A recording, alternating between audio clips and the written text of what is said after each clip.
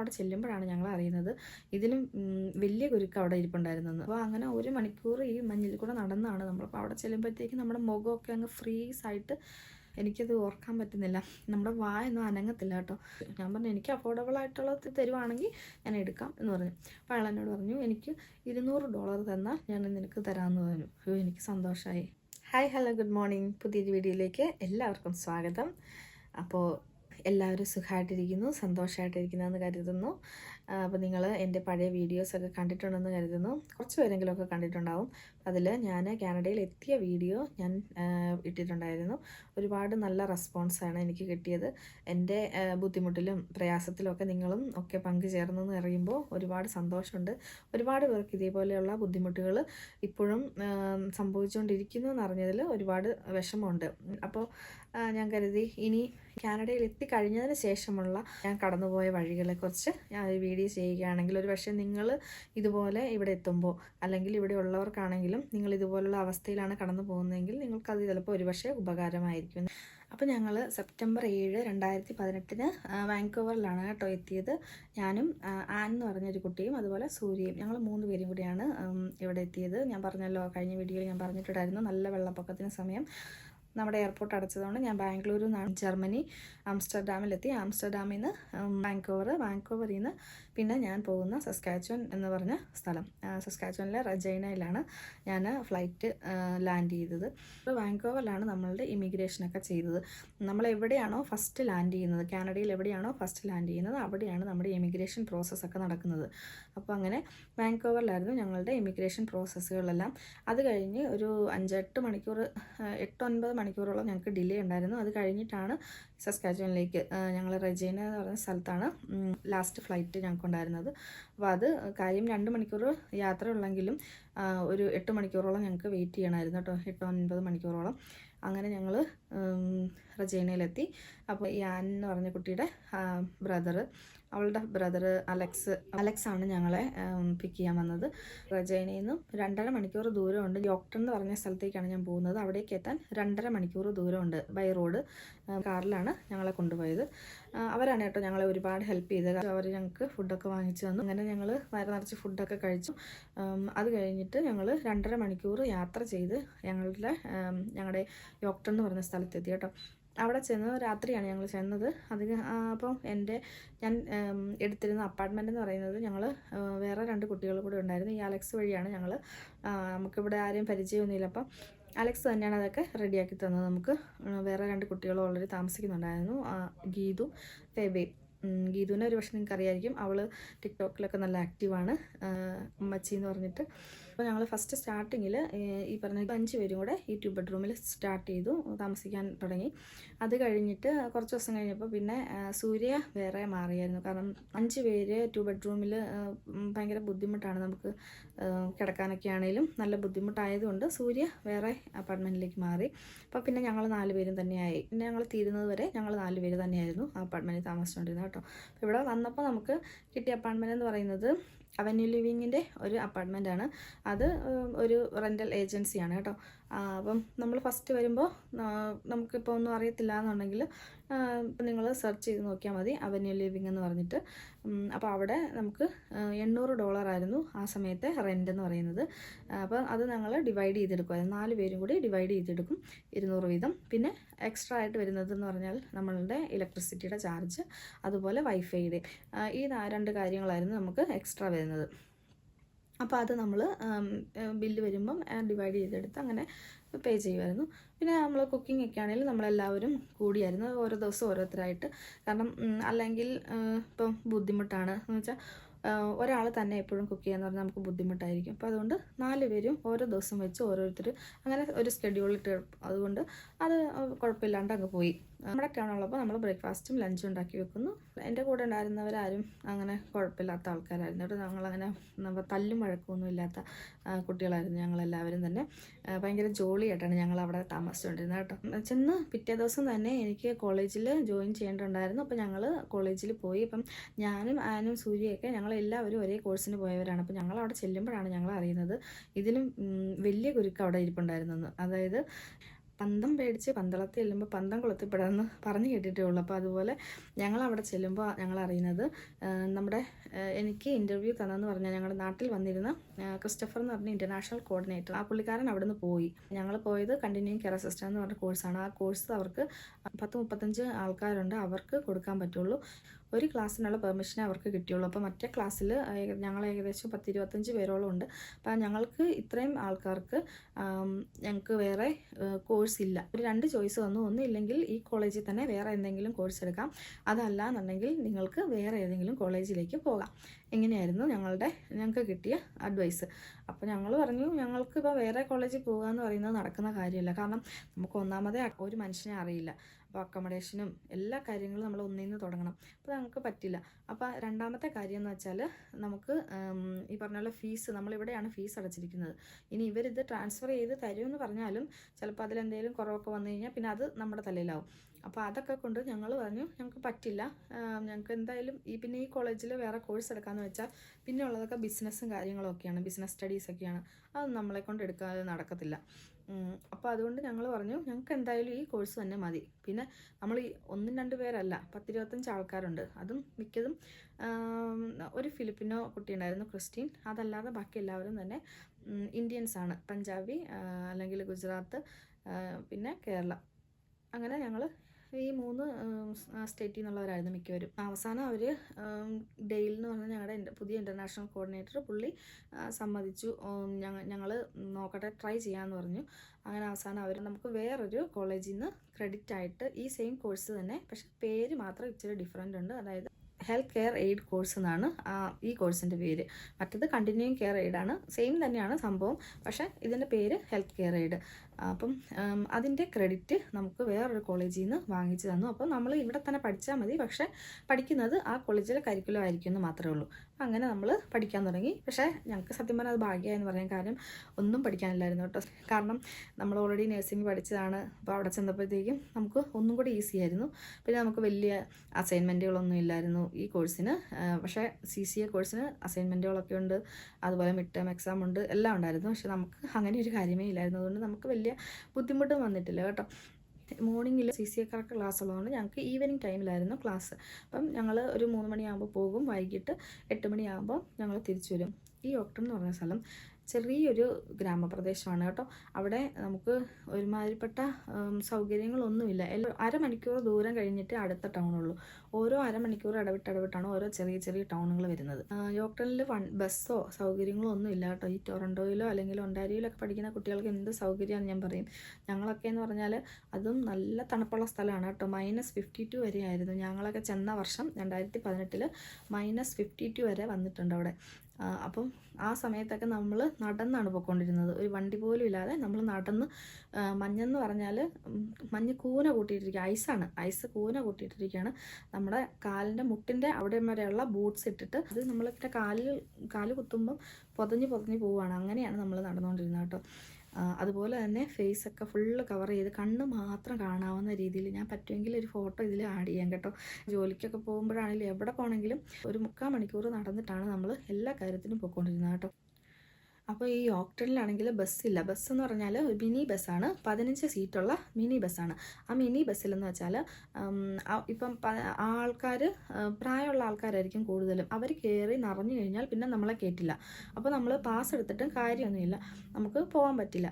പിന്നെ ടാക്സിക്കാണെങ്കിൽ നമുക്ക് $10-15 കൊടുക്കണം. അപ്പോൾ അത് നമുക്ക് എപ്പോഴും കൊടുക്കൽ നടക്കുന്ന കാര്യമല്ല. കാരണം അങ്ങോട്ട് പോകുമ്പോഴും $10, ഇങ്ങോട്ട് പോകുമ്പോഴും $10, $20 നാട്ടിലെ പൈസ നോക്കുമ്പോൾ എത്രയാണ്, ഒരു ഏകദേശം ഒരു 1200 രൂപയായി. നമുക്ക് അത് നടക്കുന്ന കാര്യമില്ലാത്തതുകൊണ്ട് നമ്മൾ അതിനൊന്നും മുതിരാറില്ലായിരുന്നു. നടന്ന് തന്നെയാണ് മൊത്തം പോയിക്കൊണ്ടിരുന്നത്. ഇപ്പോഴൊക്കെ എന്ന് പറഞ്ഞാൽ നമുക്ക് എയർപോർട്ടിൽ വരുമ്പോൾ തന്നെ അവിടെ നിന്ന് തന്നെ സിൻ നമ്പറൊക്കെ എടുക്കാനുള്ള ഓപ്ഷനുണ്ട് കേട്ടോ. പക്ഷേ ആ സമയത്ത് അതൊന്നും ഇല്ലായിരുന്നു, പ്രത്യേകിച്ചും സസ്കാച്ചുവനിൽ. അപ്പോൾ അതുകൊണ്ട് ഞങ്ങൾ ചെന്നിറങ്ങി പിറ്റേ ദിവസം തന്നെ ഫസ്റ്റ് പോയി സിം എടുത്തു. അത് കഴിഞ്ഞിട്ട് സിം നമ്പർ എടുക്കാൻ പോയി. പിന്നെ അത് കഴിഞ്ഞിട്ട് അക്കൗണ്ട് ഓപ്പൺ ചെയ്യാനായിട്ട് പോയി. എല്ലാം കഴിഞ്ഞ് ഞങ്ങളുടെ 3 പേരുടെയും കാര്യങ്ങളൊക്കെ കഴിഞ്ഞ് റോഷൻ ഞങ്ങളെ തിരിച്ചു കൊണ്ടാക്കി. ഈ അലക്സിൻ്റെ ഫ്രണ്ടാണ് റോഷൻ. അത് കഴിഞ്ഞിട്ടാണ് ഞങ്ങൾ കോളേജിൽ പോകുന്നത് കേട്ടോ. അപ്പോൾ അത് കഴിഞ്ഞു പുതിയ കോഴ്സൊക്കെ തന്നു, കോളേജൊക്കെ സ്റ്റാർട്ട് ചെയ്തു. അപ്പോൾ നമ്മൾ വീട്ടിൽ നിന്ന് നടന്നാണ് പോകുന്നത് കേട്ടോ. 15 മിനിറ്റ് ദൂരമേ ഉള്ളൂ വീട്ടിൽ നിന്ന് നടക്കാനായിട്ട് നമ്മൾ താമസിക്കുന്ന സ്ഥലത്തു നിന്ന്. അപ്പോൾ ഞങ്ങൾ എന്നും നടന്നു പോകും. തിരിച്ച് നമുക്ക് ആദ്യമൊക്കെ നമ്മൾ നടന്നു തന്നെയാണ് വന്നുകൊണ്ടിരുന്നത്.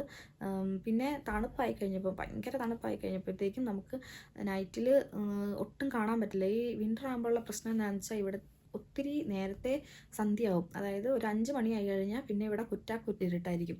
അപ്പോൾ നമുക്ക് പിന്നെ പുറത്തൊന്നും കാണില്ല. 5 മണി പോലും ആവണ്ട, ഒരു 4:30 ആകുമ്പോൾ തന്നെ ഇരുട്ടായി, പിന്നെ ഒന്നും കാണില്ല. അപ്പോൾ നമുക്ക് പുറത്തിറങ്ങാനേ പറ്റില്ല. അപ്പോൾ ഈ ഇരുട്ടത്ത് നടന്നു വരിക എന്ന് പറഞ്ഞാൽ അത്ര എളുപ്പമുള്ള കാര്യമല്ലോ. ഞങ്ങളുടെ ക്ലാസ് കഴിയുമ്പോൾ 8 മണി 8:30 ആവും. അപ്പോൾ ഞങ്ങൾ റിക്വസ്റ്റ് ചെയ്ത് കോളേജിൽ ഞങ്ങൾക്ക് ഇങ്ങനെ ഭയങ്കര ബുദ്ധിമുട്ടാണ്, ദൂരെ നിന്നുള്ള പിള്ളേരൊക്കെ ഉണ്ട്, ഒത്തിരി ദൂരെ താമസിക്കുന്നവർ, 2 കിലോമീറ്റർ അകലെയൊക്കെ. അപ്പോൾ നമ്മളെ സംബന്ധിച്ച് നമുക്ക് കുഴപ്പമില്ല, വേണമെങ്കിൽ നടന്നു വരാം. പക്ഷേ ആ ദൂരെയുള്ളവർക്കൊക്കെ ബുദ്ധിമുട്ടായതുകൊണ്ട് നമ്മളെല്ലാവരും കൂടെ റിക്വസ്റ്റ് ചെയ്ത് കോളേജിൽ ഇങ്ങനെ ഞങ്ങൾക്ക് ബുദ്ധിമുട്ടാണ്, അതുകൊണ്ട് ഞങ്ങൾക്കൊരു വണ്ടി അറേഞ്ച് ചെയ്ത് തരുമോ എന്ന് ചോദിച്ചു. അപ്പോൾ അവർ ആദ്യം പറഞ്ഞു നോക്കട്ടെ എന്ന് പറഞ്ഞു. പിന്നെ എന്തായാലും അവർ ഞങ്ങൾക്ക് അലോ ചെയ്ത് തന്നു കേട്ടോ. അപ്പോൾ അവരെന്ന് ഞങ്ങൾക്ക് ടാക്സി വൗച്ചർ തരും. അത് ഫ്രീ ആയിട്ടാണ് കേട്ടോ, ഒരു പേ പോലും ചെയ്യേണ്ട. ആ കാര്യത്തിൽ കോളേജുകാർ നല്ല സപ്പോർട്ടായിരുന്നു കേട്ടോ നമുക്ക്. അപ്പോൾ നമ്മൾ 3-4 പേര് കൂടിയായിരിക്കും ഒരു ടാക്സിയിൽ പോകുന്നത്.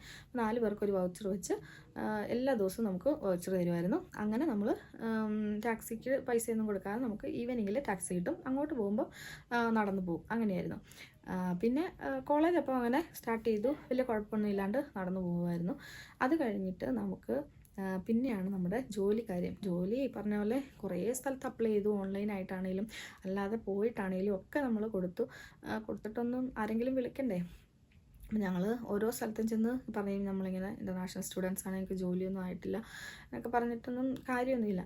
അപ്പോൾ ഒരുപാട് പിള്ളേരുണ്ട്. ആ വർഷമാണെങ്കിൽ ഒരുപാട് സ്റ്റുഡൻസ് ഉണ്ടായിരുന്നു കേട്ടോ. പിന്നെ ബോയ്സിനൊക്കെ ആദ്യം ജോലി കിട്ടാൻ തുടങ്ങി. കാരണം അവർക്കൊക്കെ ഓരോ അറിയുന്ന ആൾക്കാരൊക്കെ ഉള്ളപ്പം നമുക്ക് കുറച്ചും കൂടി ഈസിയാണ്.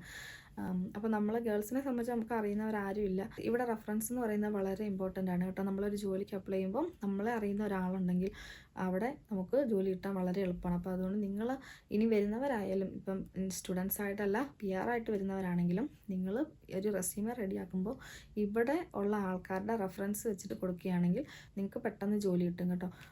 അതും പ്രത്യേകിച്ച് നിങ്ങളിപ്പോൾ അപ്ലൈ ചെയ്യുന്ന സ്ഥലത്ത് ആരെങ്കിലും നിങ്ങൾക്ക് അറിയുന്നവർ വർക്ക് ചെയ്യുന്നുണ്ടെങ്കിൽ അവരുടെ റെഫറൻസ് കൊടുത്താൽ അത് വേഗം കിട്ടും. അപ്പോൾ അതുകൊണ്ട് അത് വളരെ ഇമ്പോർട്ടൻ്റ് ആണ്. അപ്പം നമ്മളെ സംബന്ധിച്ച് നമുക്ക് അങ്ങനെ റെഫറൻസ് കൊടുക്കാൻ ആരും ഇല്ലാത്തതുകൊണ്ട് നമ്മൾ പക്ഷേ ഇവരോടൊക്കെ ചോദിച്ചു, ഇപ്പോൾ അലക്സിനോട്, റോഷനോട് അങ്ങനെയൊക്കെ ചോദിച്ച് അവരുടെ ആരെയും റെഫറൻസ് വെച്ചാണ് നമ്മളിങ്ങനെ കൊടുക്കുന്നത്. ഫസ്റ്റ് ഗീതുവിന് ജോലിയായി, അവൾക്കൊരു റെസ്റ്റോറൻറ്റിൽ കിട്ടി. രണ്ടാമത് ആനിന് ജോലിയായി. അപ്പം ആന് ഒരു ടെക്സ്റ്റൈൽ ഷോപ്പാണ്, അവിടെ കിട്ടി. ഇവർ രണ്ടുപേർക്കും ജോലി ആയി കഴിഞ്ഞപ്പോൾ പിന്നെ ഞങ്ങൾക്ക് ടെൻഷനായി. ഞാനും ഫെബ എന്ന് പറഞ്ഞ കുട്ടികളും ഞങ്ങൾ രണ്ടുപേരും ആകെപ്പാടെ ടെൻഷൻ അടിച്ച് നടക്കാൻ, എന്താണ് ചെയ്യുന്നത്, നമുക്ക് ജോലി ആയിട്ടില്ലല്ലോ. അപ്പോൾ ഞങ്ങൾ എന്നും രാവിലെ ഇറങ്ങും. രാവിലെ ഒരു 8 മണിയാകുമ്പോഴത്തേക്കും ഭക്ഷണം കഴിച്ച് ഞങ്ങൾ ഇറങ്ങും. അവിടെ പോയി ഓരോ സ്ഥലങ്ങളിലും നിരങ്ങി ഓരോരുത്തരത്തും കൊണ്ട് കൊടുക്കും. തിരിച്ച് ഒരു ഉച്ച കഴിയുമ്പം വൈകുന്നേരമൊക്കെ ആകുമ്പോഴാണ് ഞങ്ങൾ തിരിച്ച് വരുന്നത് കേട്ടോ. നടന്ന് അപ്പോഴത്തേക്ക് നടന്ന് വയ്യാണ്ടായി കാണും. തിരിച്ച് വന്നു കഴിഞ്ഞാൽ പിന്നെ വീട്ടിൽ ഇരുന്നുണ്ട് ഓൺലൈനിലുള്ളതെല്ലാം അപ്ലൈ ചെയ്യും. ഇത് തന്നെ പരിപാടി. ഏകദേശം ഒരു 2 മാസം ആയപ്പോഴത്തേക്കും, ഒക്ടോബറൊക്കെ ആയപ്പോഴത്തേക്കും ഫെബയ്ക്കും ജോലി കിട്ടി. അത് കഴിഞ്ഞപ്പോൾ പിന്നെ ഞാൻ മാത്രമേ ഉള്ളൂ. അപ്പോൾ എനിക്ക് ആ പാടെ ടെൻഷൻ എന്ന് വെച്ചാൽ നമുക്ക് ഓരോരുത്തരോടും വാങ്ങിച്ച് പൈസ കൊടുക്കാനുണ്ട്. അതുപോലെ തന്നെ അല്ലാതെ നമുക്ക് ഒരുപാട് കാര്യങ്ങളുണ്ട് ചെയ്യാനായിട്ട്. അപ്പം ഈ പൈസ കിട്ടി, ഇപ്പം GIC നമ്മുടെ ഡിപ്പോസിറ്റ് ഇട്ട പൈസ കിട്ടുന്നതുകൊണ്ടാണ് നമ്മളിങ്ങനെ അങ്ങോട്ടും ഇങ്ങോട്ടും തിരിച്ചു മറിച്ച് പോകുന്നത്. അങ്ങനെ അവസാനം വാൾമാർട്ടിൽ ഞാനൊരു ഓൺലൈൻ പൊസിഷനിൽ അപ്ലൈ ചെയ്തു. കുറേ പൊസിഷൻ അപ്ലൈ ചെയ്യുന്നുണ്ടായിരുന്നു കേട്ടോ വാൾമാർട്ടിൽ. അതിലൊരു പൊസിഷന് എന്നെ അവർ വിളിച്ചു. അതായത് അതിൻ്റെ പേരെന്ന് പറഞ്ഞാൽ സ്റ്റോർ സ്റ്റാൻഡേർഡ് അസോസിയേറ്റ് എന്നായിരുന്നു കേട്ടോ. സ്റ്റോർ സ്റ്റാൻഡേർഡ് അസോസിയേറ്റ് എന്ന് പറഞ്ഞാൽ ശരിക്കും പറഞ്ഞാൽ അതിൻ്റെ ജോലി നമ്മുടെ കാർട്ടില്ലേ, നമ്മുടെ ഈ ലുലുവിലൊക്കെ നമ്മൾ ഉന്തിക്കൊണ്ട് പോകുന്ന കാർട്ടുണ്ടല്ലോ, എല്ലാ ഷോപ്പിംഗ് മാളിലും ഉണ്ടാകും കാർട്ട്. ഈ കാർട്ട് ഓരോ ആൾക്കാരും അത് യൂസ് ചെയ്ത് കഴിയുമ്പോൾ, പുറത്തിറങ്ങി കഴിയുമ്പോൾ അവരത് അവിടെ ഇവിടെയൊക്കെ കൊണ്ടിടും. എൻ്റെ ജോലി എന്ന് വെച്ചാൽ ഈ സ്റ്റോർ സ്റ്റാൻഡേർഡ് അസോസിയേറ്റിൻ്റെ ജോലി ആ കാർട്ടുകളെല്ലാം ഒന്നിക്കൊണ്ട് വന്ന് ഒന്നിച്ച് ഇട്ടിട്ട് അതിലൊരു 5-6 വീതം കൊണ്ട് അകത്തിടുക. അത് നമ്മൾ ഓരോന്നോരോന്നായിട്ടില്ല, 5-6 ഒന്നിച്ച് പുഷ് ചെയ്ത് കൊണ്ടുവന്ന് അകത്തിടുക. അപ്പോൾ പണിയെന്ന് പറഞ്ഞാൽ നല്ല കട്ടിപ്പെട്ട പണിയാണ്, നമ്മളെ കൊണ്ടൊന്നും നടക്കില്ല. കാരണം അതുപോലെ ഇരുമ്പിൻ്റെ കാർട്ടല്ലേ, അപ്പോൾ നമുക്ക് അത് പറ്റുന്ന പണിയല്ല. ആണുങ്ങളൊക്കെ ആണെങ്കിൽ, ബോയ്സ് ഒക്കെ ആണെങ്കിൽ ചിലപ്പോൾ അവർക്ക് പറ്റും. അപ്പം പക്ഷേ എനിക്ക് അറിയത്തുമില്ലായിരുന്നു ഇങ്ങനെയുള്ള ജോലിയാണ് ഇതെന്നുള്ളത്. അതിൽ കുറേ ഡിസ്ക്രിപ്ഷൻ കൊടുത്തിട്ടുണ്ട്. ഞാനതൊക്കെ കാർട്ടുകൾ അറേഞ്ച് ചെയ്യണം എന്നൊക്കെ പറഞ്ഞു. ഓക്കെ, അതൊന്നും പ്രശ്നമില്ലാന്ന് കരുതി ഞാൻ പോയി. എന്തായാലും ഇൻ്റർവ്യൂ അറ്റൻഡ് ചെയ്തു. ഇൻ്റർവ്യൂ അറ്റൻഡ് ചെയ്ത് കഴിഞ്ഞപ്പോൾ എൻ്റെ ഇൻ്റർവ്യൂ എടുത്ത മാനേജർ ഉണ്ടല്ലോ, പുള്ളിക്കാരി അസിസ്റ്റൻറ്റ് മാനേജറാണ്, വാൾമാർട്ടിലെ ഒരു അസിസ്റ്റൻറ്റ് മാനേജറായിരുന്നു. പുള്ളിക്കാരിയുടെ പേര് കെൽസി എന്നായിരുന്നു കേട്ടോ. നല്ലൊരു കൊച്ചു പെങ്കൊച്ചായിരുന്നു. പുള്ളിക്കാരി എന്നോട് ചോദിച്ചു, സുമി നിനക്കറിയാമോ എന്ത് ജോലിയായിരുന്നു അറിയാമോ എന്ന് ചോദിച്ചു. അപ്പം ഞാൻ പറഞ്ഞു സ്റ്റോർ സ്റ്റാൻഡേർഡ് അസോസിയേറ്റ്. അപ്പോൾ പറഞ്ഞു എന്താ ജോലി എന്നറിയാം. ഞാൻ പറഞ്ഞു ഇല്ല എന്ന് പറഞ്ഞു. അപ്പം പറഞ്ഞു അവൾ എനിക്ക് എക്സ്പ്ലെയിൻ ചെയ്തു തന്നു. ഇന്നതാണ്, അതായത് കാർട്ട് കളക്ട് ചെയ്ത് ഇതൊന്നിച്ച് കൊണ്ടുവന്ന് അകത്ത് കൊണ്ടുപോയിടുക, ഇതാണ് ജോലി. അതും ഇപ്പം സമ്മറാണെങ്കിൽ പിന്നെയും കുഴപ്പമില്ല, പക്ഷേ വിൻ്ററിൽ നിനക്ക് ഭയങ്കര ബുദ്ധിമുട്ടായിരിക്കും. വിൻ്ററിൽ നമുക്ക് നടന്ന് തന്നെ നീങ്ങാൻ പറ്റില്ല ഈ മഞ്ഞിൽ. അപ്പോൾ നീ എങ്ങനെ ഈ കാർട്ട് ഉന്തി അകത്ത് കൊണ്ടിടുമെന്ന് ചോദിച്ചു. അപ്പോൾ അതുകൊണ്ട് നിനക്ക് ഫിറ്റാകുന്ന ജോലിയാണെന്ന് എനിക്ക് തോന്നുന്നില്ല എന്ന് പറഞ്ഞു. എനിക്കങ്ങ് സങ്കടമായി, കാരണം വിളിക്കാണ്ടിരുന്ന ആകെ ഒന്ന് വിളിച്ച ഒരു ജോലിയാണ്. പിന്നെ അതും കൂടെ പോയി കഴിഞ്ഞ് കഴിഞ്ഞാൽ നമ്മുടെ കയ്യിലൊന്നുമില്ല. അപ്പോൾ എനിക്ക് ആകെ വിഷമമായിട്ട് ഞാൻ പറഞ്ഞു, മാം എനിക്ക് ഒന്നും വേണ്ട, എനിക്കൊരു ജോലി വേണം, കാരണം ഞാനൊരു ഇൻ്റർനാഷണൽ സ്റ്റുഡൻ്റാണ്, ഞാനിപ്പോൾ വന്നിട്ടേ ഉള്ളൂ, എനിക്ക് 2-3 മാസമായി, എനിക്ക് ഫിനാൻഷ്യലി ഭയങ്കര ബുദ്ധിമുട്ടാണ്, അതുകൊണ്ട് എനിക്ക് എന്തായാലും ഒരു ജോലി വേണം, ഞാൻ എങ്ങനെ വേണമെങ്കിലും ചെയ്തോളാം, എനിക്കൊരു കുഴപ്പമില്ല, എനിക്ക് ബുദ്ധിമുട്ടുന്നതിന് ഒരു കുഴപ്പമില്ല എന്ന് പറഞ്ഞാൽ ഹാർഡ് വർക്ക് ചെയ്തോളാം എന്ന് പറഞ്ഞു. അപ്പം എന്നെ അറിയുന്നവർക്കറിയാം ഞാനൊരു ചെറിയ ആളാണ് കേട്ടോ, എനിക്ക് ഒട്ടും പൊക്കമില്ല. അപ്പം ശരീരം വയസ്സ് എന്നെക്കൊണ്ടത് പറ്റില്ലെന്ന് അവൾക്കറിയാം. അപ്പം എൻ്റെ ഈ പറച്ചിലൊക്കെ കേട്ട് കഴിഞ്ഞപ്പം അവൾ എന്നോട് പറഞ്ഞു, ഒരു കാര്യം ചെയ്യും, യു വെയിറ്റ് ഹിയർ എന്ന് പറഞ്ഞു. എന്നിട്ട് പുള്ളിക്കാരി പറഞ്ഞു I will talk to my manager എന്ന് പറഞ്ഞിട്ട് പുള്ളിക്കാരി അങ്ങ് പോയി. അപ്പോൾ പുള്ളിക്കാരിയുടെ മാനേജറോട് സംസാരിച്ചിട്ട് വരാമെന്ന് പറഞ്ഞു. അങ്ങനെ പുള്ളിക്കാരി പോയി പുള്ളിക്കാരിയുടെ മാനേജറോട് സംസാരിച്ചു. എന്നിട്ട് പുള്ളിക്കാരി തിരിച്ചു വന്നിട്ട് എന്നോട് പറഞ്ഞു, സുമി ഓക്കെ, നിന്നെ ഞാൻ ഹയർ ചെയ്യാം, ഈ പൊസിഷൻ്റെ ഇപ്പം നിനക്ക് തരുന്ന ലേബൽ ഇതായിരിക്കും, സ്റ്റോർ സ്റ്റാൻഡേർഡ് അസോസിയേറ്റ് എന്ന്, പക്ഷേ നിനക്ക് ചെയ്യേണ്ട ജോലി ഇതല്ല, നീ ഇവിടെ ഫ്രോസൺ ആയിട്ടുള്ള സാധനങ്ങളുടെയൊക്കെ റാക്ക് തുടയ്ക്കുക, അതുപോലെ തന്നെ നമ്മുടെ പച്ചക്കറികളൊക്കെ ഇരിക്കുന്ന റാക്കുകൾ എല്ലാം കഴുകി തുടയ്ക്കുക, പിന്നെ നമ്മുടെ ഫാഷനിലുള്ള ഡ്രസ്സുകളൊക്കെ ഉണ്ടല്ലോ, ഡ്രസ്സുകളൊക്കെ ഇട്ട് നോക്കാൻ വേണ്ടി ഫിറ്റിംഗ് റൂമിൽ മിററുണ്ടാവും, ആ മിററിൽ ഓരോരുത്തരും പിടിച്ചിട്ട് ഫിംഗർ പ്രിൻറ്റ്സ് ഒക്കെ ഉണ്ടാവും, അപ്പോൾ അതൊക്കെ ഒന്ന് തുടയ്ക്കുക, ഇതൊക്കെയാണ് നിൻ്റെ ജോലി, അതുകൊണ്ട് നീ ഇതൊക്കെ ചെയ്യാൻ പറ്റുമോ എന്ന് ചോദിച്ചു. ഞാൻ പറഞ്ഞു ഞാൻ എന്ത് ജോലി വേണമെങ്കിൽ ചെയ്തോളാം, എനിക്കൊരു കുഴപ്പമില്ല, എനിക്ക് സന്തോഷമായി. അപ്പോൾ അവൾ പറഞ്ഞു അങ്ങനെയാണെങ്കിൽ ഞാൻ നിനക്ക് ഓഫർ ലെറ്റർ അയക്കാമെന്ന് പറഞ്ഞു. അങ്ങനെ എനിക്ക് പിറ്റേ ദിവസം തന്നെ എനിക്ക് ഓഫർ ലെറ്റർ കിട്ടി കേട്ടോ. അപ്പോൾ എൻ്റെ സ്റ്റാർട്ടിങ് സാലറി എന്ന് പറഞ്ഞാൽ വെറും $10. $10 ഞാൻ സ്റ്റാർട്ട് ചെയ്തത് ഈ കാനഡയിൽ. അപ്പോൾ എന്തായാലും എനിക്ക് കിട്ടിയത്, എനിക്ക് ഒരുപാട് സന്തോഷം, എനിക്ക് ജോലി കിട്ടിയെന്നുള്ളതിൽ ഒരുപാട് സന്തോഷമായി. അപ്പോൾ അങ്ങനെ ജോലിയൊക്കെ സ്റ്റാർട്ട് ചെയ്തു. പിന്നെ കഴിഞ്ഞപ്പോഴത്തേക്കും നമുക്ക് മഞ്ഞെന്ന് വെച്ചാൽ സ്കച്ചനിൽ ആരെങ്കിലുമൊക്കെ ഉള്ളവർക്കറിയാം, വിൻ്റർ എന്ന് പറഞ്ഞാൽ ഭയങ്കര കടുകട്ടി വിൻ്ററാണ് കേട്ടോ. അതായത് ഏകദേശം ഒരു 5 മാസത്തോളം വിൻ്റർ തന്നെയാണ്. ഇപ്പോൾ ഒരു ഒക്ടോബറൊക്കെ ആകുമ്പോൾ സ്റ്റാർട്ട് ചെയ്താൽ നമുക്ക് മെയ് ഒക്കെ ആകുമ്പോഴേ എന്തായാലും അത് എൻഡ് ആവത്തുള്ളൂ. അപ്പോൾ ഏകദേശം ഒരു 6 മാസത്തോളം നമുക്ക് വിൻ്റർ തന്നെയാണ്. അപ്പോൾ നമുക്ക് ഭയങ്കര ബുദ്ധിമുട്ടാണ്, ഭയങ്കര ഡിപ്രസ്ഡ് ആയിപ്പോൾ നമ്മൾ ഈ വീട്ടിനകത്ത് ഇരുന്നിരുന്നിരുന്ന്, വേറെ ഒന്നും ചെയ്യാനില്ല നമുക്ക് അങ്ങനെ. അപ്പോൾ നമുക്ക് ഈ പറഞ്ഞ പോലെ ജോലിക്ക് പോകാനൊക്കെ ആണെങ്കിലും എനിക്ക് ജോലി കിട്ടുന്നത് ഒക്ടോബർ മാസത്തിലാണ് കേട്ടോ. ഒക്ടോബർ ലാസ്റ്റൊക്കെ ആയപ്പോഴത്തേക്കും വിൻ്റർ സ്റ്റാർട്ടായി. പിന്നെ കഴിഞ്ഞപ്പോൾ അങ്ങ് കൂടി വരികയാണ് തണുപ്പ്. ഇപ്പം നല്ല തണുപ്പെന്ന് വെച്ചാൽ മുട്ടറ്റം മഞ്ഞല്ല ഐസിൽ നമ്മളിങ്ങനെ എല്ലാ ദിവസവും നടന്നാണ് പോകുന്നത് കേട്ടോ. എൻ്റെ വീട്ടിൽ നിന്ന്, ഞാൻ താമസിക്കുന്ന അപ്പാർട്ട്മെൻറ്റിൽ നിന്ന് 3/4 മണിക്കൂറുണ്ട്, 45 മിനിറ്റ്സ് നടന്നാണ് ഞാൻ എൻ്റെ ജോലി സ്ഥലത്ത് പോയിക്കൊണ്ടിരുന്നത് കേട്ടോ. അത് കഴിഞ്ഞിട്ട് അവിടുന്ന് 1 മണിക്കൂർ നടന്ന് വേണം എൻ്റെ കോളേജിലേക്ക് പോകാൻ. അപ്പോൾ ഞാൻ ജോലിക്ക് പോയിട്ട് രാവിലെ ജോലിക്ക് പോകും, ഉച്ചയ്ക്ക് അവിടുന്ന് നേരെ വീട്ടിൽ വരാതെ നേരിട്ട് ഞാൻ കോളേജിലേക്കാണ് പോകുന്നത്. അപ്പം അവിടുന്ന് നേരെ കോളേജിൽ പോകാൻ 1 മണിക്കൂറാണ്. അപ്പം എൻ്റെ വീട് വരെയുള്ള 3/4 മണിക്കൂർ പ്ലസ് 15 മിനിറ്റ് കോളേജിലേക്ക്. അപ്പോൾ അങ്ങനെ 1 മണിക്കൂർ ഈ മഞ്ഞിൽ കൂടെ നടന്നാണ് നമ്മളിപ്പോൾ അവിടെ ചെല്ലുമ്പോഴത്തേക്ക് നമ്മുടെ മുഖമൊക്കെ അങ്ങ് ഫ്രീസായിട്ട്, എനിക്കത് ഓർക്കാൻ പറ്റുന്നില്ല, നമ്മുടെ വായൊന്നും അനങ്ങത്തില്ല കേട്ടോ. അങ്ങനെയാണ് നമ്മളവിടെ ചെല്ലുന്നത്.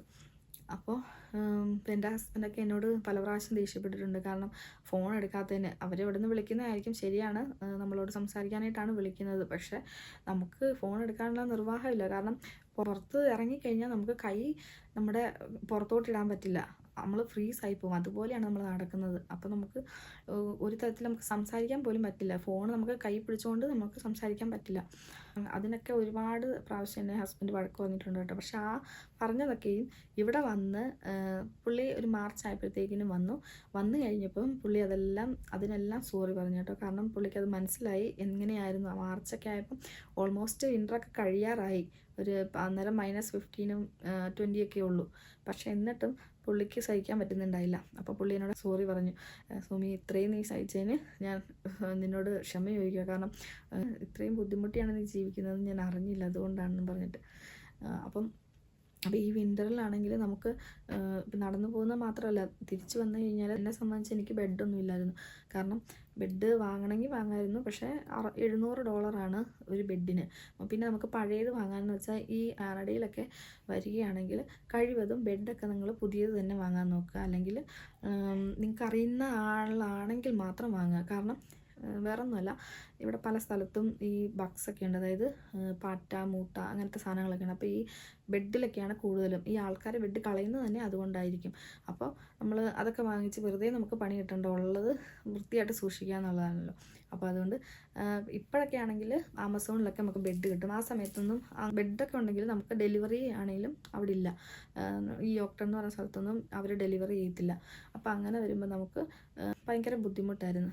നമുക്ക് ബെഡൊന്നും ഇല്ലാതെ നമ്മൾ അത്രയും നാൾ ഞാൻ വന്ന സമയം തൊട്ട് ഒരു ഡിസംബർ, ജനുവരി വരെയും ഞാൻ ബെഡില്ലാതെ നിലത്താണ് കേട്ടോ കിടന്നത്. ഞാനിത് പറയുമ്പോൾ നിങ്ങൾ വിചാരിക്കും നിങ്ങൾക്ക് പൈസ മുടക്കാൻ കഴിയില്ലാത്തതുകൊണ്ടല്ലേ എന്ന് വിചാരിക്കും. പക്ഷേ അന്നത്തെ സാഹചര്യത്തിൽ എൻ്റെ കയ്യിൽ ഇല്ലായിരുന്നു കേട്ടോ. അതുകൊണ്ടാണ്. കാരണം ഓരോ മാസം നമുക്ക് GIC കിട്ടുന്നതെന്ന് പറഞ്ഞാൽ $600 ആയിരിക്കും. അപ്പോൾ $600 $300 ഇവിടെ നമ്മുടെ റെൻറ്റും കാര്യങ്ങളൊക്കെ $300 പോവും. പിന്നെ നമ്മുടെ ചിലവിനുള്ളത് $100 അത് അങ്ങനെ വെക്കും. പിന്നെ അതായത് ബസ് ടിക്കറ്റ് എടുക്കാനും ബസ് പാസ് എടുക്കാനും പിന്നെ ബാക്കി എന്തെങ്കിലും ഫുഡൊക്കെ വാങ്ങാനൊക്കെയുള്ള $100 $150 അത് വെക്കും.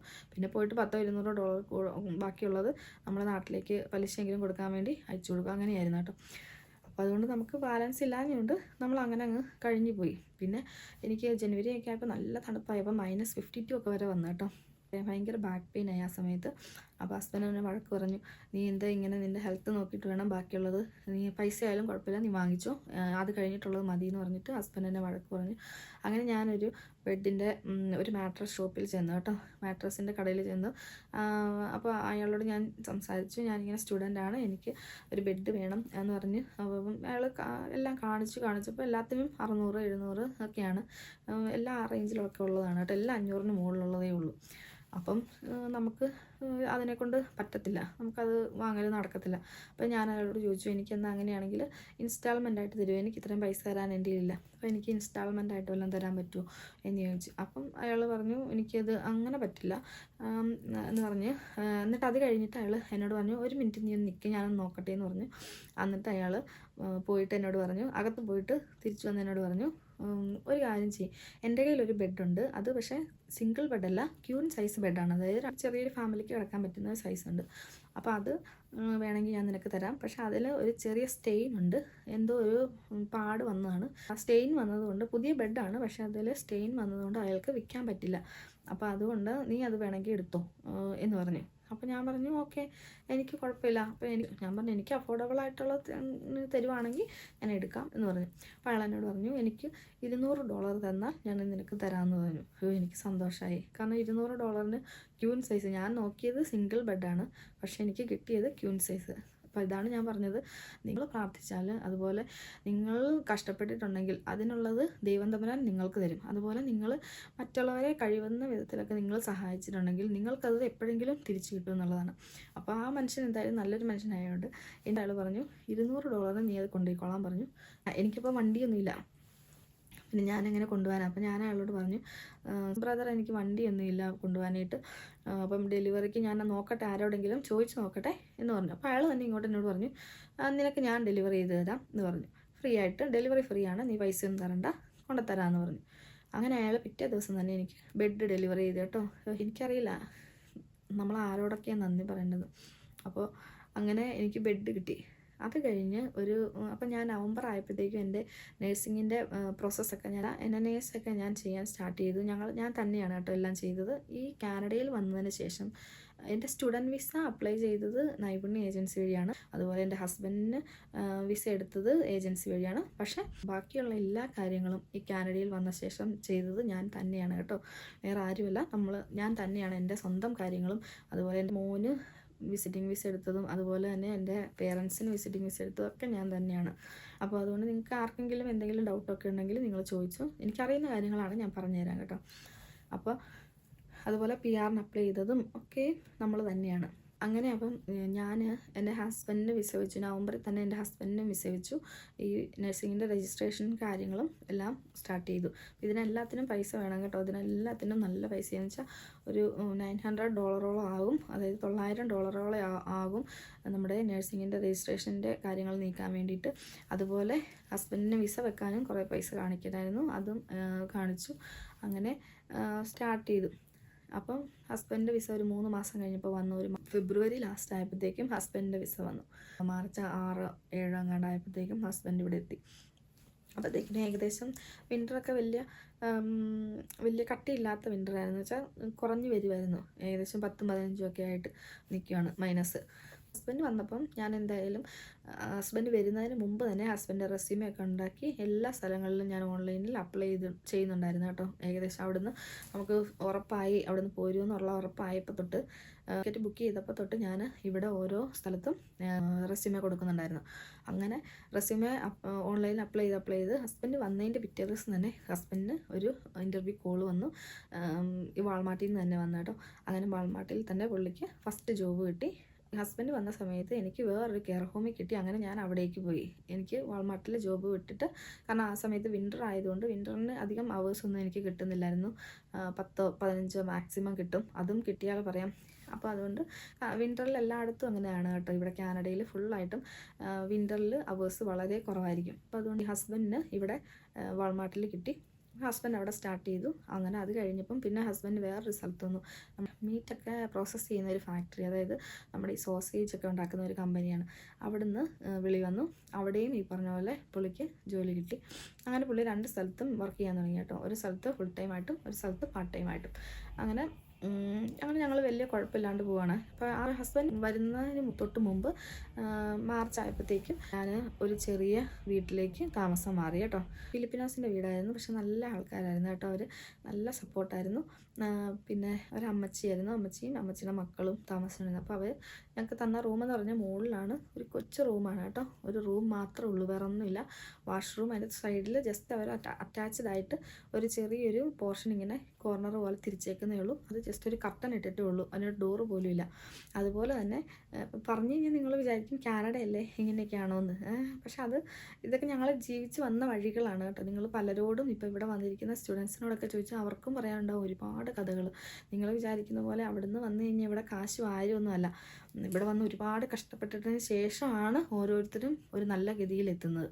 അപ്പോൾ അതുകൊണ്ട് അത് നിങ്ങൾ ചിന്തിക്കണം. പിന്നെ അത് കഴിഞ്ഞ് അപ്പോൾ അതിൻ്റെ തൊട്ട് സൈഡിൽ തന്നെ ഒരു നമുക്ക് കയറി ചെല്ലുമ്പോൾ തന്നെ നമ്മളിങ്ങനെ സ്റ്റെപ്പ് കയറി ചെല്ലുന്ന അവിടെ തന്നെ ലെഫ്റ്റ് സൈഡിലായിട്ട് ചെറിയൊരു കോറിഡോർ പോലെ ഉണ്ട്. ഒരു വരാന്ത പോലെ ചെറിയൊരു സ്ഥലമാണ് കേട്ടോ. അവിടെയാണ് ഒരു സ്റ്റൗ വെച്ചിരിക്കുന്നത്. അതാണ് നമ്മുടെ കുക്കിംഗ് ഏരിയ. അല്ലാതെ വേറെ പ്രത്യേകിച്ച് സ്ഥലമൊന്നുമില്ല. നമുക്ക് പിന്നെ സാധനങ്ങൾ വെക്കാൻ നമ്മളിപ്പോൾ 2 പേരെ ഉള്ളതുകൊണ്ട് നമുക്കത് പ്രശ്നമില്ലായിരുന്നു. അത്രയും സ്ഥലത്ത് നമ്മൾ അഡ്ജസ്റ്റായി. $600 നമ്മുടെ റെൻറ്റ് കൊടുത്തുകൊണ്ടിരുന്നത് കേട്ടോ. അപ്പോൾ അങ്ങനെ ഞങ്ങൾ അവിടെ സെറ്റിലായി. മാർച്ച് തുടങ്ങി ഒരു ജൂലൈ വരെ ഞങ്ങളവിടെ നിന്നു കേട്ടോ.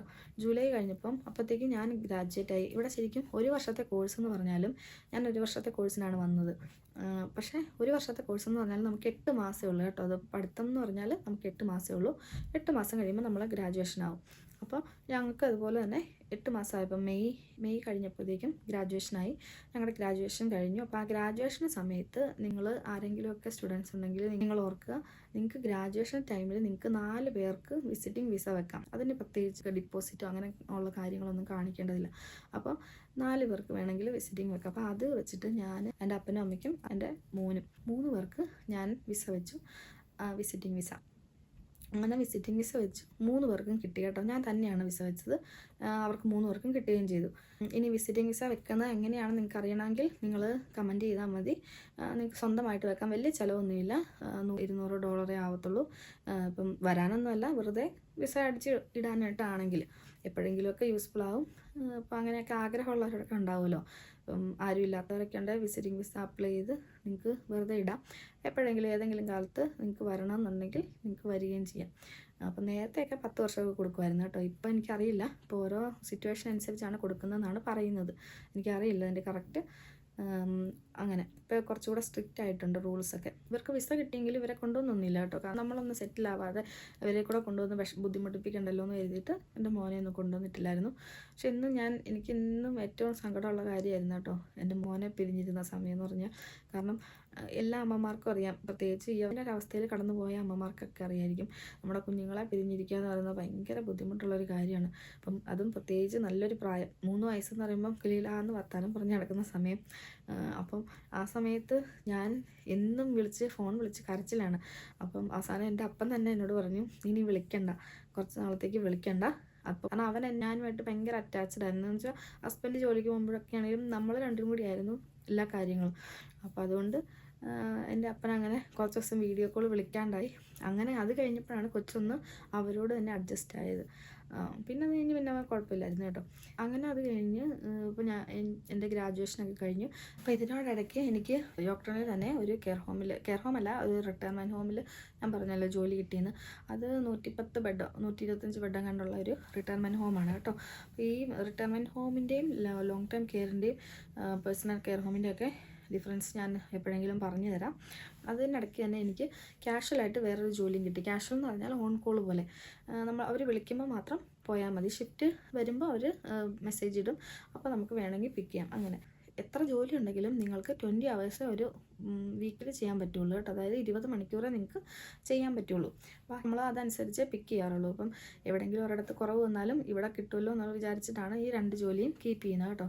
കാരണം കിട്ടിയത് എനിക്കൊരു ഗ്രൂപ്പ് ഹോമിലാണ് കേട്ടോ. ഗ്രൂപ്പ് ഹോം എന്ന് പറഞ്ഞാൽ ഇങ്ങനെ ഡിസബിലിറ്റി ഒക്കെ ഉള്ള ആൾക്കാർക്ക്, അതായത് അംഗവൈകല്യമൊക്കെ ഉള്ളവർ അല്ലെങ്കിൽ മെൻ്റലി എന്തെങ്കിലും ഒരു സൈക്യാട്രിക് പ്രശ്നങ്ങളൊക്കെ ഉള്ളവർ ക്കുന്ന സ്ഥലങ്ങളാണ് കേട്ടോ. അവരെ ഒരു ഹോമിൽ ഇപ്പോൾ 5-6 റെസിഡൻസ് ഉണ്ടാവുള്ളൂ, അല്ലെങ്കിൽ കൂടിപ്പോയാൽ 10 പേര്, അതിൽ കൂടുതലുണ്ടാവില്ല. അപ്പോൾ അവർക്ക് നമ്മൾ എല്ലാ കാര്യങ്ങളും ചെയ്തു കൊടുക്കണം. അവരെ കുളിപ്പിക്കണം, കഴിപ്പിക്കണം, ഡ്രസ്സ് മാറിക്കണം, അതേപോലെ തന്നെ ഫുഡ് വെച്ച് കൊടുക്കണം, ഇപ്പോൾ എല്ലാ കാര്യങ്ങളും. അപ്പോൾ അവിടെ ഞാൻ ഓൺ കോളായിട്ടാണ്, അതായത് വിളിക്കുമ്പോൾ മാത്രമേ പോകാറുള്ളൂ. എല്ലാം നല്ല ദൂരമുള്ള സ്ഥലമായിരുന്നു കേട്ടോ. എല്ലാം ഇതുപോലെ 3/4 മണിക്കൂർ. പിന്നെ ഹസ്ബൻഡ് വന്നു കഴിഞ്ഞപ്പോൾ ഞങ്ങളൊരു വണ്ടി എടുത്തു കേട്ടോ. ചെറുതാണെങ്കിലും ഒരു വണ്ടി എടുത്തു. ഹസ്ബൻഡിന് ജോലിക്ക് പോകാമെന്ന് പറഞ്ഞാൽ ഭയങ്കര ബുദ്ധിമുട്ടായിരുന്നു. കുറേ ദൂരം നടക്കണമായിരുന്നു. അത് ഒരു 1.5 മണിക്കൂറോളം നടന്നു വേണമായിരുന്നു ഹസ്ബൻഡിന് ജോലിക്ക് പോകാൻ. അതും ഇങ്ങനെ തുറസായ സ്ഥലമാണ്, ഒരു മനുഷ്യൻ പോലും ഇല്ല, എല്ലാം പറ്റിയാൽ പോലും നമ്മൾ അറിയില്ല. അപ്പോൾ അങ്ങനത്തെ ഒരു സ്ഥലമായതുകൊണ്ട് ഹസ്ബൻഡ് കുറേ ദിവസം വയ്ക്കുമ്പോൾ ഹസ്ബൻഡിനും പേടിയായി. ഞങ്ങൾ തീരുമാനിച്ച് നമുക്കൊരു വണ്ടി എടുക്കാം. അപ്പോൾ ഞങ്ങളുടെ കടമൊക്കെ ഞങ്ങൾ ഓരോ സൈഡിൽ നിന്ന് ഇങ്ങനെ വീട്ടിൽ വരികയാണ് കേട്ടോ. അപ്പോൾ 2 പേരും വർക്ക് ചെയ്യാൻ തുടങ്ങിയപ്പോൾ കുറച്ചുകൂടെ നമ്മളുടെ കടങ്ങളൊക്കെ ഇങ്ങനെ വീടി. അങ്ങനെ ഒരു വർഷം അല്ല 1.5 വർഷം എടുത്ത് മാക്സിമം ഞങ്ങളുടെ കടമൊക്കെ വീട്ടാൻ കേട്ടോ. 1.5 വർഷം എടുത്തില്ല, അതിന് മുമ്പ് ഞങ്ങളുടെ കടങ്ങളൊക്കെ ഫസ്റ്റ് നമ്മുടെ കടം തീർത്തിട്ടാണ് പിന്നെ നമ്മൾ ബാക്കിയുള്ള കാര്യങ്ങൾ നോക്കിയത്. പിന്നെ വണ്ടി എടുത്തെന്ന് പറയുമ്പോൾ നിങ്ങൾ വിചാരിക്കരുത് ഫുള്ള് പൈസ കൊടുത്തിട്ടാണ് കേട്ടോ. അത് നമുക്കിവിടെ ഏത് വണ്ടി വേണേലും കിട്ടും. കാനഡയിലുള്ള ഒരു ഗുണമെന്ന് വെച്ചാൽ ഫോണായാലും വണ്ടിയായാലും വീടായാലും എല്ലാം നമുക്ക് എടുക്കാം. പക്ഷേ അതിന് മന്ത്ലി പേ ചെയ്യണമെന്ന് മാത്രം. നമ്മൾ ഒന്നിലെ 2 ആഴ്ച കൂടുമ്പോൾ അല്ലെങ്കിൽ ഓരോ മാസം നമ്മൾ പൈസ അടയ്ക്കണം എന്നേ ഉള്ളൂ. അപ്പോൾ നമ്മുടെ ക്രെഡിറ്റ് സ്കോറൊക്കെ നല്ലതാണെങ്കിൽ നമുക്ക് ഈ പറഞ്ഞ സാധനങ്ങളൊക്കെ എടുക്കാം. അങ്ങനെ ഞങ്ങൾ വണ്ടി എടുത്തു. ഹസ്ബൻഡിന് ലൈസൻസും കിട്ടി. ഗ്രാജുവേഷൻ കഴിഞ്ഞപ്പോൾ എനിക്ക് PR അപ്ലൈ ചെയ്യണമെന്നുണ്ടെങ്കിൽ SINP അപ്രൂവ്ഡ് ആയിട്ടുള്ളൊരു ജോലി വേണം. ഇതിനോടിടയ്ക്ക് കുറേ അല്ലാതുള്ള കാര്യങ്ങളൊക്കെ ഉണ്ടായിട്ടുണ്ട്. പക്ഷേ എന്നാലും മെയിൻ ആയിട്ടുള്ള കാര്യങ്ങളാണ് ഞാൻ പറഞ്ഞേക്കുന്നത്. അപ്പോൾ ഈ SINP കിട്ടി PR അപ്ലൈ ചെയ്യുന്നവർ ഒരുപാട് പ്രശ്നങ്ങളിലൂടെ കടന്നു പോയിട്ടുണ്ട്. അപ്പോൾ അതൊക്കെ ഞാൻ എൻ്റെ വർക്ക് പെർമിറ്റിൻ്റെ കാര്യങ്ങളും ഒക്കെ ഞാൻ ഡീറ്റെയിൽ ആയിട്ട് അടുത്ത വീഡിയോയിൽ പറയാം. ഇതിലിപ്പോൾ ഒരുപാട് ടൈം കൂടുതലായി. പുതിയൊരു വീഡിയോയുമായി കാണുന്നതുവരെ താങ്ക്സ് ഫോർ വാച്ചിങ്.